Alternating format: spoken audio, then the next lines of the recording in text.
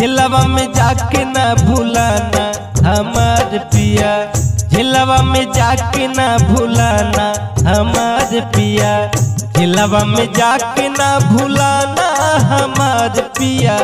झिलवा में जाके ना भूलाना हमार पिया, झिलवा में जाके ना भूलाना हमार पिया, झिलवा में जाके ना भूलाना हमार पिया। के कराला कैंप बनी के कराला थाना, के कराला कैंप बनी के कराला थाना, के कराला बनी जेल खाना हमार पिया, झिलवा में जाके ना भूलाना हमार पिया, झिलवा में जाके ना भूलाना हमार पिया, झिलवा में जाके ना भूलाना हमार पिया, झिलवा में जाके ना भूलाना हमार पिया, झिलवा में जाके ना भूलाना हमार पिया। चोरवला कैंप बनी गुंडवला थाना, चोरवला कैंप बनी गुंडवला थाना, रंगदार खाती बनी जेल खाना हमार धनी, झिलवा में जाके ना भूलाना हमार पिया, झिलवा में जाके ना भूलाना हमार पिया। कौंची से जेल टूटी कौंची से थाना,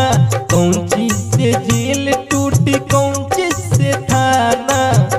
कौंची से टूटी जेल खाना हमार पिया, झिलवा में जाके ना भूलाना हमार पिया, झिलवा में जाके ना भूलाना हमार पिया, झिलवा में जाके ना भूलाना हमार पिया, झिलवा में जाके ना भूलाना हमार पिया, झिलवा में जाके ना भूलाना हमार पिया। राइफल से कैंप टूटी थाटी से थाना, राइफल से कैंप टूटी थाटी से थाना, ग्रेनाइट से टूटी जेल खाना हमार धनी, ग्रेनाइट से टूटी जेल खाना हमार धनी, झिलवा में जाके ना भूलाना हमार पिया,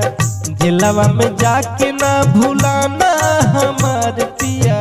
झिलवा में जाके ना भूलाना हमार पिया, झिलवा में जाके ना भूलाना हमार पिया, झिलवा में जाके ना भूलाना